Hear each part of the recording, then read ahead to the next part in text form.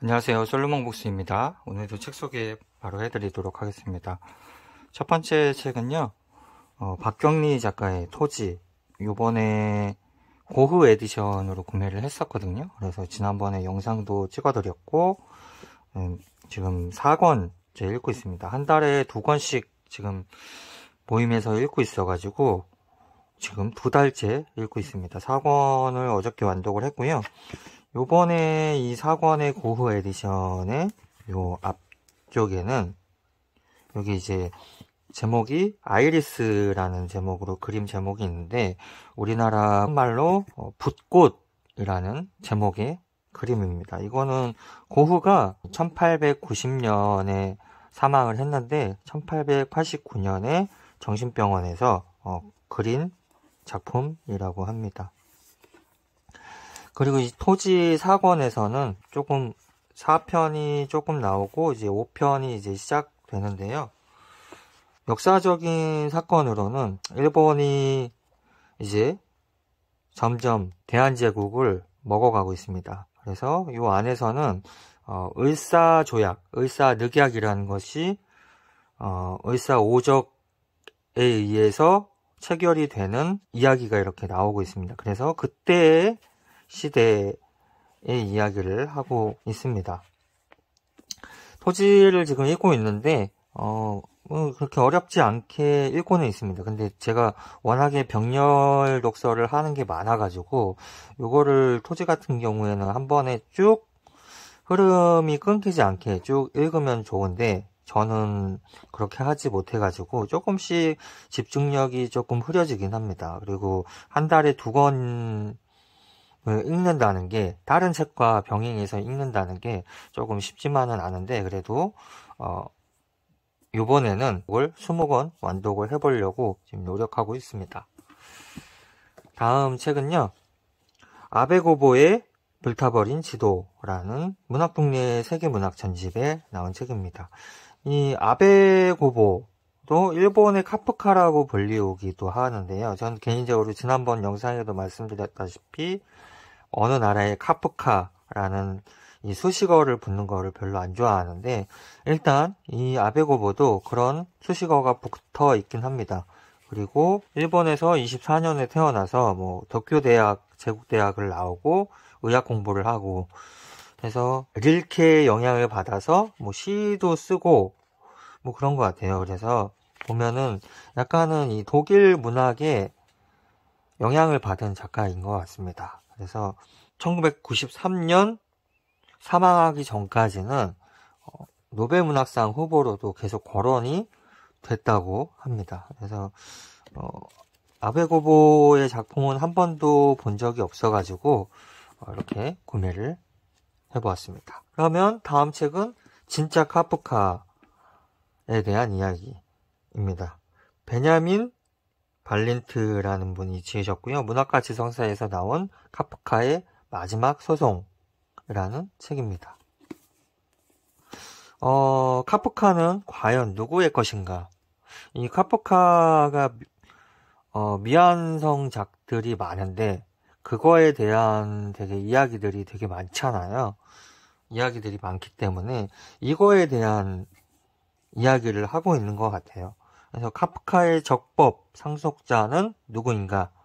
라고 돼 있고, 브로트가 이제 카프카하고 가장 친했던 막스 브로트 친구 이름이거든요. 브로트가 지키지 못한 약속에서 시작돼 카프카 사후 수십 년이 지나 제기된 수송, 법적, 윤리적, 정치적 딜레마로 점철된 흥미진진한 이야기. 카프카 문학이 이제 진정한 소유권에 대한 그런 이야기를 하고 있는 것 같습니다. 여기 보시면은 소설가 신시아 오직 그리고 소설가 니콜 크라우스 되게 유명한 소설가들이 이렇게 추천사를 써줬습니다. 앞에서 이 책에 대한 찬사들 해가지고 저는 개인적으로 이렇게 이 책에 쏟아진 찬사들 이렇게 써놨잖아요. 이런 것도 별로 좋아하지 않습니다. 이런 것들이 오히려 읽는데 좀 방해가 되는 듯 해가지고 그런 거는 별로 읽지는 않습니다. 여기 보시면은 이런 식으로 돼 있긴 한데요. 프란츠 카프카가 죽으면서 이 친구 막스 브로트에게 자신의 미완성된 작품을 전부 다 불질러 달라는 부탁을 했었거든요. 이 카프카는 생전에 완성된 작품만을 출간을 해서 보여주기를 원했던 그런 작가였다고 합니다. 근데 자신의 미완성된 작품을 세상에 내놓지 않았으면 하는 그런 마음에 가장 친했던 친구에게 이렇게 얘기를 했었는데, 친구는 이 친구의 글을 이런 식으로 없애는 거는 좀 자기 생각 딴에는 옳지 않은 것 같다 해가지고 출간을 하게 되고, 그게 아마 약간은 카프카가 죽고 난 뒤에 그 카프카의 작품이 되게 유명해졌기 때문에 돈과도 관련이 있었던 것 같습니다. 그리고 카프카가 또 여자친구나 와이프가 있었기 때문에 그들한테 또 남겼던 그런 작품들이나 뭐 편지, 일기 뭐 그런 것들도 이 막스 브로트가 자신이 그거를 갖기 위해서 되게 많은 시도를 하고 노력을 하고 접촉을 하고 그렇습니다. 그런 이야기들이 있는데, 그런 이야기들이 여기 작품에서 나오지 않을까 싶습니다. 다음 책은요, 소울 출판사에서 나온 버지니아 울프의 등대로라는 책입니다. 이 소울 출판사에서는 이 울프의 작품이 전집으로 나와 있습니다. 13권짜리인가 14권짜리인가 울프의 작품이 나와 있는데, 그 중에서 가장 전집의 첫 번째로 시작하는 이 등대로라는 작품입니다. 제가 지난번에 이제 등대로 작품 민음사걸로 읽었다고 말씀을 드렸잖아요. 개인적으로 굉장히 좋게 봐가지고 다른 번역본으로 한번 보고 싶다 생각이 들어서 울프의 이 전집이 나와 있는 소울 출판사의 작품으로 구매를 해봤습니다. 이 디자인이 되게 심플하잖아요. 요런 심플한 디자인을 좋아하시는 분들은 요 디자인의 등대로 좋아하실 거라고 생각됩니다. 그리고 양장본이기도 하고요. 그래서 구매를 해보았습니다. 다음 책은요, 문학동네에서 나온 김현수 작가의 산문집 소설가의 일이라는 책입니다. 이거는 왜인지 모르겠는데요, 요거는 절판이 됐습니다. 왜 절판이 됐을까요? 그건 잘 모르겠는데 지금 절판이 된 책입니다. 그래서 지금은 뭐 시중에서 새 책으로 구매를 할 수는 없고요. 그런 책입니다. 그래서 구매를 해봤습니다. 다음 책은요, 노마드 출판사에서 나온 아리스토텔레스의 동물지라는 책입니다.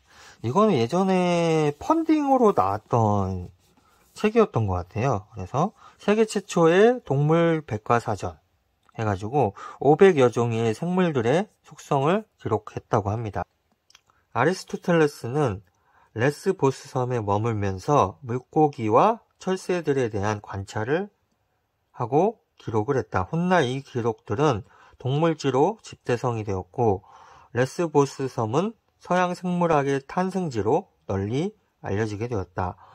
이곳에 있는 아리스토텔레스 두상 기단에는 다음과 같은 글귀가 새겨져 있다. 기원전 345년부터 기원전 342년까지 여기 칼로 니만에서 위대한 철학자가 생물학 연구에 매진했다 라고 이렇게 돼 있답니다. 책은 한 700페이지로 두꺼운 종이로 돼 있기 때문에 책이 굉장히 두꺼워 보입니다. 페이지에 비해서 굉장히 두꺼워 보여요. 그리고 이렇게 그림하고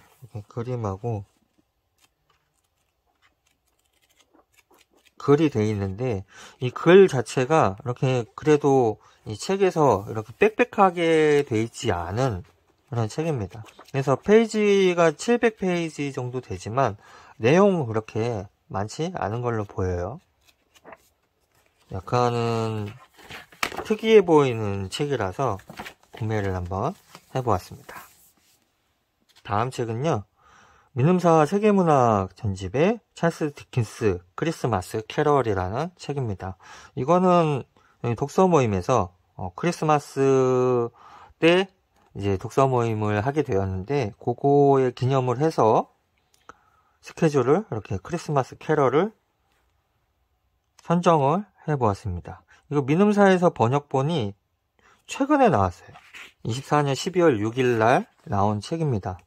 굉장히 따끈따끈한 책이고, 아마 크리스마스 전에 이렇게 출간을 하려고 민음사에서 좀 노력을 한 것 같아요.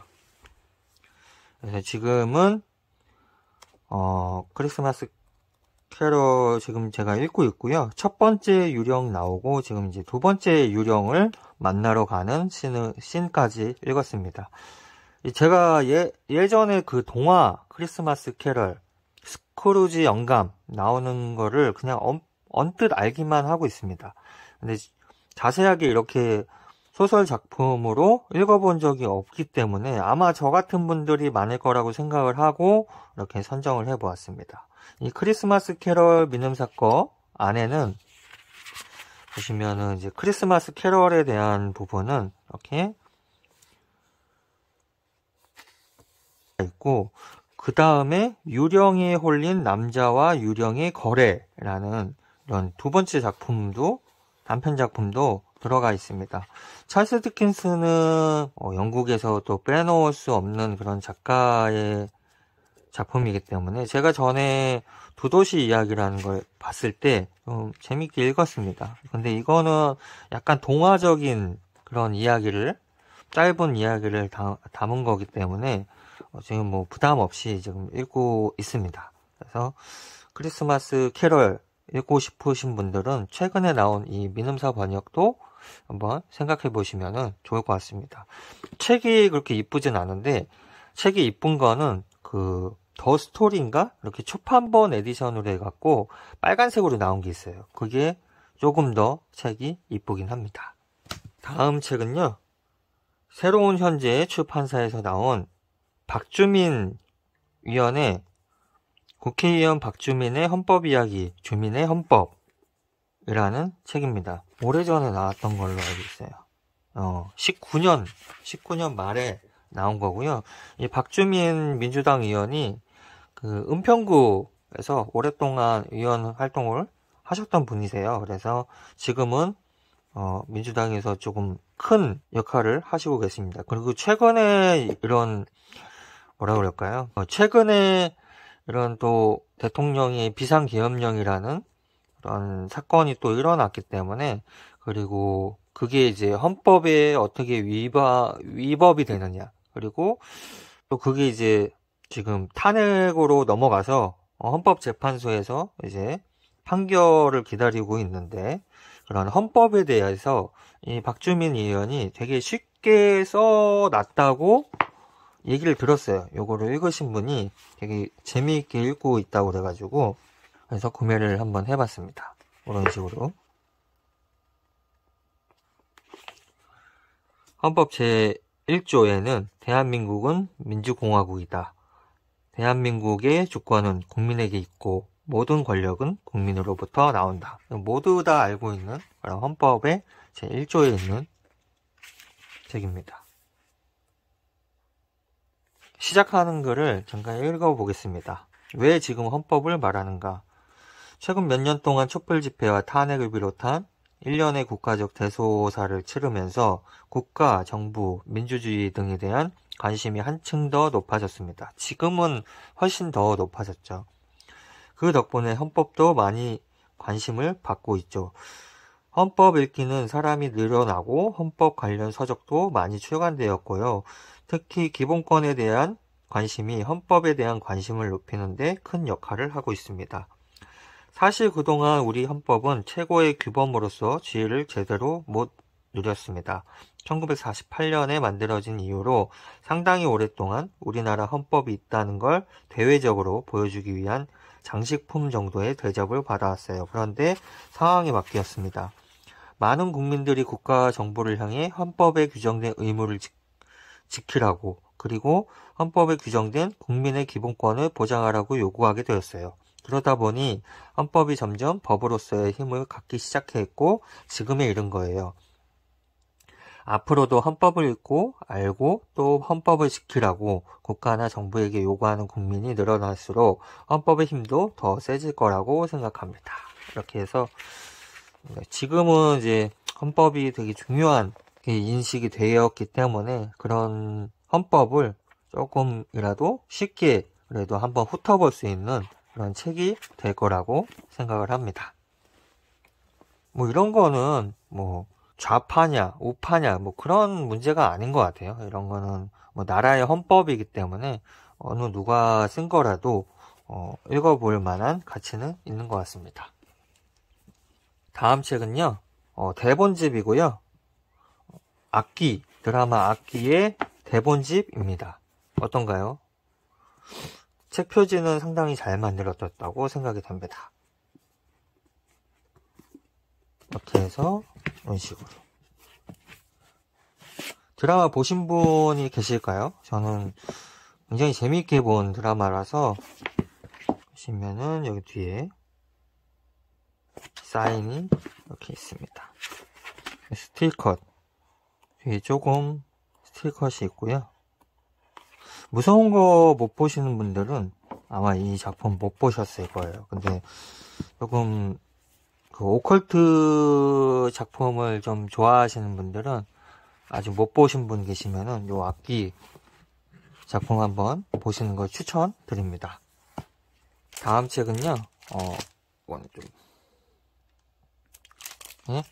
스튜디오 지브리 입체 건축 도록 복학판 해가지고 나온 겁니다. 이거 한번 뜯어보겠습니다. 그림이 나온 거라서 제가 다 보여드리는 못할 것 같아요. 이게 저작권이 있기 때문에 다 보여드리지는 못할 것 같고요. 잠깐 후루룩 지나가 보도록 하겠습니다. 표지가 제가 지브리 작품도 되게 좋아하기 때문에 지브리 작품도 좋아하시는 분들 되게 많잖아요. 센과 치히로의 행방불명에 나오는 그림입니다. 그 지브리에 나오는 그런 건축에 대한 이야기를 하고 있는 것 같아요. 이런 식으로 실제 건축물과 지브리에 그려진 그림, 뭐 참고했던 그런 건물들 이런 거를 비하인드 스토리로 해가지고 이렇게 돼 있는 것 같습니다. 아무튼 되게 재미있을 것 같아서 주문을 해봤습니다. 다음 책은요, 한길사 출판사에서 나온 예니 에르펜베크의 카이로스라는 책입니다. 이것도 신간도서고요. 최근에 나온 걸로 알고 있습니다. 24년 11월 말에 나왔던 책이고, 요거는 2024년 부커상 인터내셔널 수상을 한 그런 작품입니다.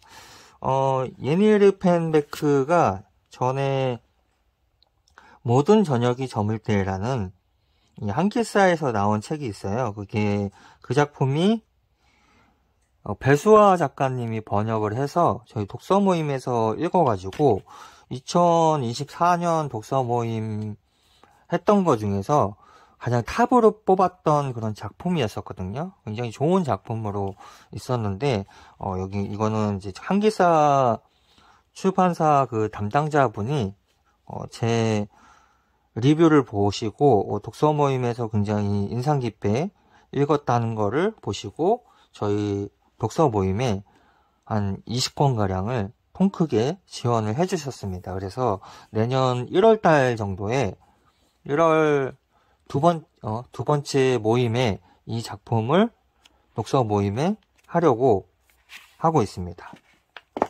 친애하는 한국 독자들에게 몇 년 전에 이제 한국 경주에서 산을 타셨나봐요. 그래서 거기에서 뭐 스님도 만나고 했던 그런 한국에 왔을 때 그런 이야기를 하시고 계시고요.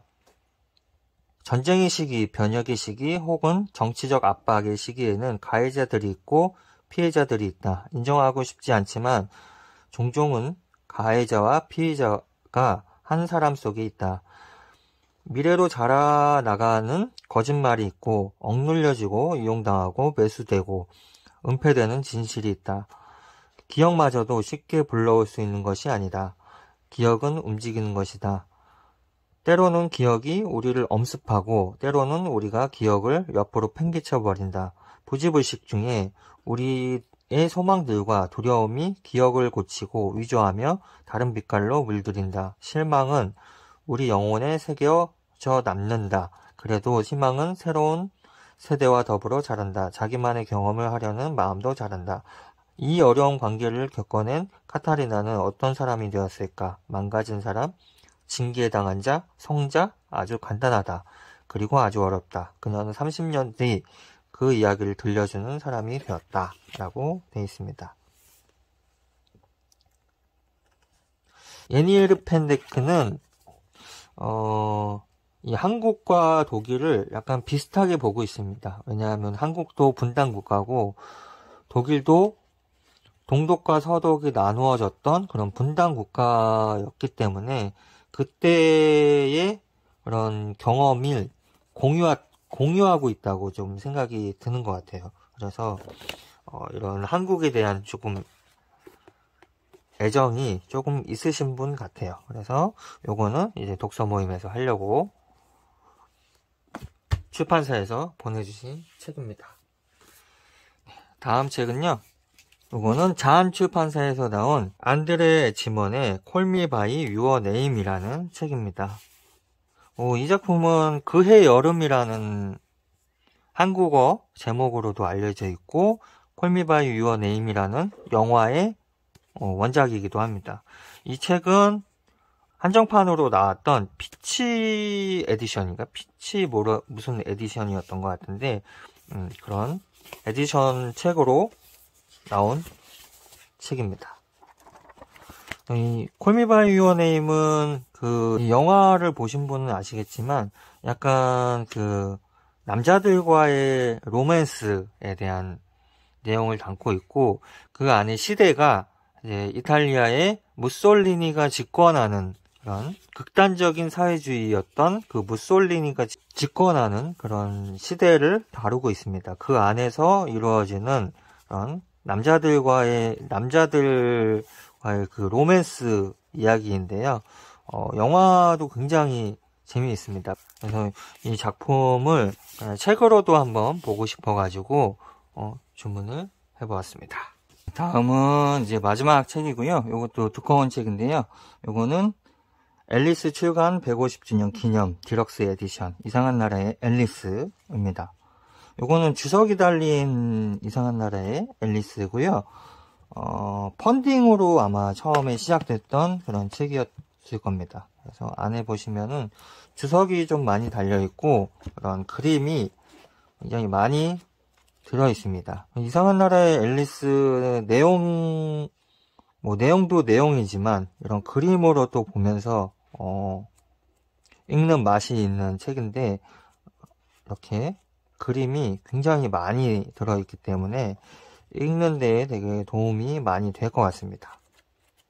책값은 굉장히 비싸요. 이게 두껍고 또 양장본이기도 하니까 책값은 원래 이제 66,000원 돈 되는 그런 책입니다. 하지만 이렇게 만듦새를 보았을 때 이거 충분히 소장 가치가 있을 것이고 이상한 나라의 앨리스를 조금 좋아하신다 하시면은 충분히 구매하실 만한 가치가 있는 그런 책인 것 같습니다. 네, 오늘 소개해드린 책은 이 정도 되고요.